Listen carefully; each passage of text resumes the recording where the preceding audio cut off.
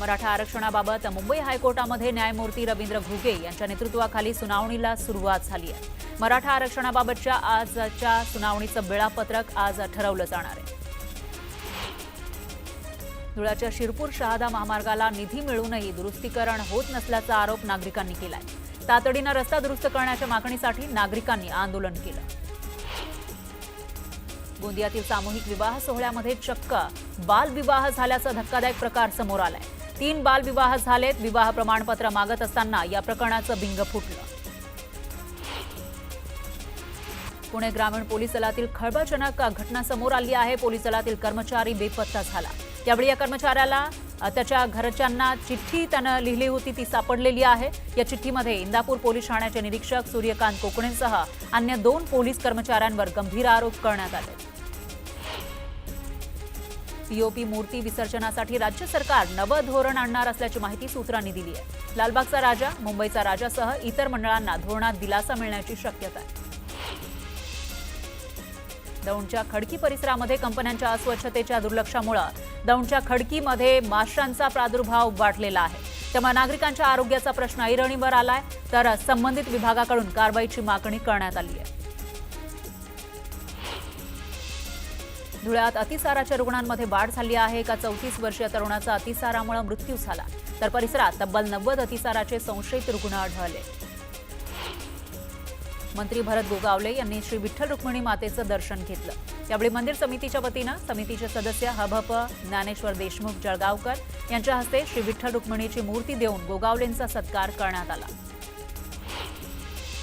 धारखाना इथल्या गुराखी गावातील लोकांची जनावरं चरण्यासाठी जंगलात गेली होती. मात्र ती जनावरं रात्री घरी न परतल्यानं शोधाशोध करण्यात आली आणि त्यानंतर धक्कादायक अशी घटना समोर आली आहे. वेणी तलावात बुडाल्यानं 45 जनावरांचा मृत्यू झाला.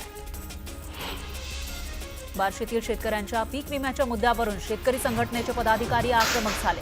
कंपनीच्या ऑफिसमधील साहित्यासह खुर्च्यांची तोडफोड त्यांनी केली. शेतकऱ्यांना विम्याचे पैसे कमी मिळण्यासह पीक विम्यातून वगळल्याच्या कारणावरून शेतकरी संघटना आक्रमक झाली. अमरावती जिल्ह्यामध्ये मागील मे महिन्यामध्ये तब्बल 25 शेतकऱ्यांनी आत्महत्या केल्या. तर मागील 5 महिन्यात तब्बल 83 शेतकऱ्यांनी आत्महत्या केलेल्या आहेत. त्यामुळे चिंतेत वाढ झाली आहे. शिवसेना ठाकरे गटाच्या शिष्टमंडळानं सिंधुदुर्ग शासकीय वैद्यकीय महाविद्यालयातील भ्रष्टाचाराची सहसंचालकांसमोर पोलखोल केली. 80% बेड रिकामे असतानाही रुग्णालयातील कपडे धुण्यासाठी 56 लाखांचा खर्च केल्याचं बिल सादर केलं. हिंगोली जिल्ह्यामध्ये खरीपाच्या हंगामासाठी शेतकऱ्यांनी तयारी केली आहे. पेरणीच्या मशागतीची कामं पूर्ण झाली आहेत. तर सध्या शेतकरी खतांसह बियाणं जुळवणीच्या कामात व्यस्त आहेत. जालना ते परभणी महामार्ग आडवा समृद्धीबाधित शेतकऱ्यांनी रास्ता रोको आंदोलन केलं. बाजारभावाच्या 5 पट मावेजा देण्याची मागणी करत शेतकऱ्यांनी रास्ता रोको आंदोलन केलं. दारू पिऊन रेल्वे रुळावर लोळत असलेल्या व्यक्तीला रेल्वे थांबवून लोको पायलटनं मारहाण केली. रेल्वे येत असल्यानं रेल्वे फाटक बंद झाल्यानंतर हा मद्यपी व्यक्ती रुळावर झोपला. ही सर्व घटना एका प्रवाशानं मोबाईलमध्ये कैद केली. अहिल्यानगर जिल्ह्यातील श्रीरामपूर तालुक्यातील ज्योती साळुंके या विवाहितेचा हुंड्यासाठी सासरच्यांनी छळ करत तिची हत्या केल्याचा आरोप आहे. हा गंभीर आरोप तिच्या कुटुंबानं केलाय. या प्रकरणी आरोपींची फेरतपासणी करण्यात यावी अशी मागणी तृप्ती देसाईंनी केली आहे. रायगड जिल्ह्यातील थंड हवेचं ठिकाण असलेल्या माथेरानमधील ई-रिक्षा पायलट प्रोजेक्टला आज 1 वर्ष पूर्ण झालंय. आतापर्यंत 2 लाख प्रवाशांनी याचा लाभ घेतलाय. यातून जवळपास 592 रुग्णांना आधार मिळाला. सांगली जिल्ह्यातील मिरज तालुक्यातील असलगरे इथं 201 वर्षाची परंपरा असलेला पारंपरिक कर्नाटक बेंदूर सण मोठ्या उत्साहात साजरा करण्यात आला. यावेळी तांबड्या रंगाच्या बैलानं कर तोडली. ही कर पाहण्यासाठी ग्रामस्थांनी मोठ्या प्रमाणात गर्दी केली.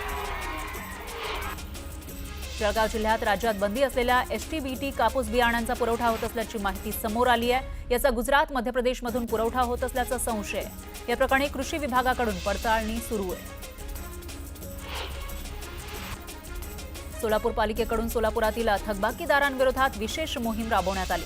कर संकलन करण्यासाठी मालमत्तेची जप्ती होणार आहे. जवळपास 300 कोटीची थकबाकी आहे. थकबाकीदारांना 12 जूनपर्यंत कर भरण्याची मुदत देण्यात आली आहे.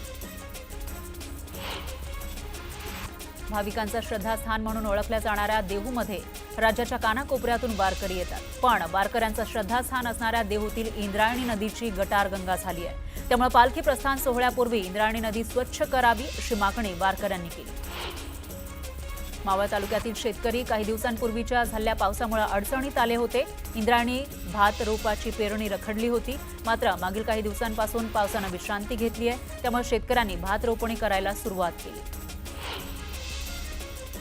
जगद्गुरू संत तुकाराम महाराजांची पालखी ज्या रथातून पंढरपूरकडे जात असते त्या रथाला आधुनिकतेची जोड देण्यात आली आहे. ज्या भक्तांना वारीमध्ये सहभागी होता येत नाही अशा भक्तांना आता 24 तास महाराजांच्या पालखीचं दर्शन घेता येणार आहे. रथाला 8 CCTV कॅमेरे लावण्यात आले.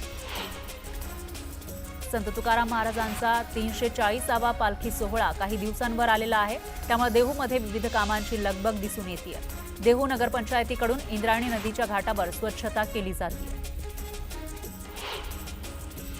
चिखलठाणा इथल्या विमानतळाच्या धावपट्टीचा विस्तार प्रकल्पासाठी आवश्यक असलेल्या भूसंपादन प्रक्रियेला वेग आलेला आहे.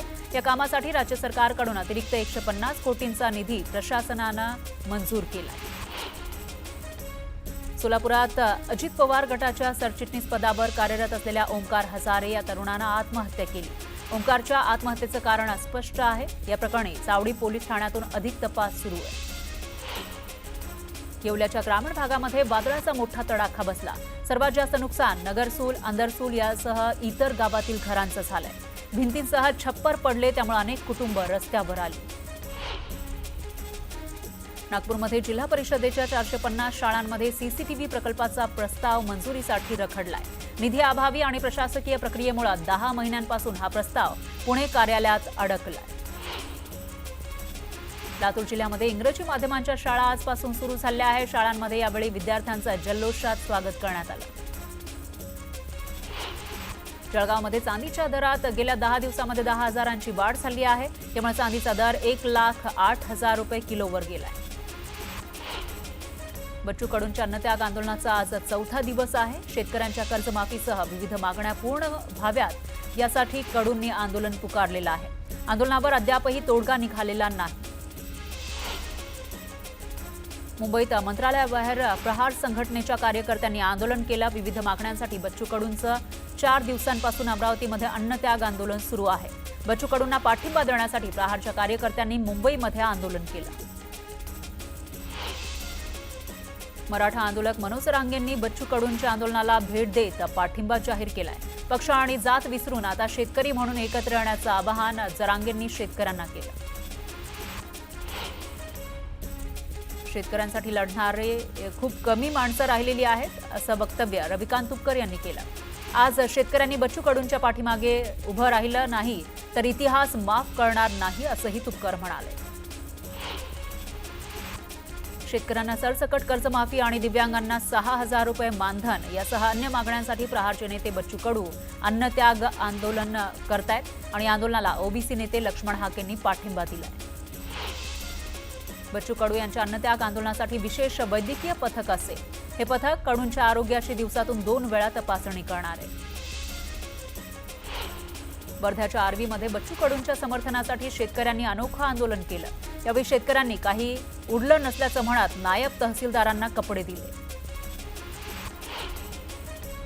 बच्चू कडूंच्या आंदोलनाला पाठिंबा देण्यासाठी सांगलीतही आंदोलन करण्यात आलं. प्रहारच्या कार्यकर्त्यांनी इस्लामपूर तहसील समोर साखळी उपोषण केलं. संतप्त प्रहारच्या कार्यकर्त्यांनी जिल्हाधिकारी कार्यालयासमोर ट्रक रोखत आंदोलन केलं. कार्यकर्त्यांनी ट्रक समोर झोपत सरकारचा निषेध केला. बच्चू कडूंच्या उपोषणाचा आज 4था दिवस आहे. कडूंच्या उपोषणाला पाठिंबा देण्यासाठी आज चांदूर बाजार बंदची हाक देण्यात आली. यावेळी छत्रपती शिवाजी महाराज चौकात प्रहारचे कार्यकर्ते एकत्र आले आणि सरकारविरोधात घोषणाबाजी करत निषेध नोंदवला. अमरावतीमध्ये प्रहार संघटनेचं आंदोलन चांगलंच पेटलेलं आहे. जिल्हाधिकारी कार्यालयाबाहेर टायर जाळून निषेध करण्यात आला.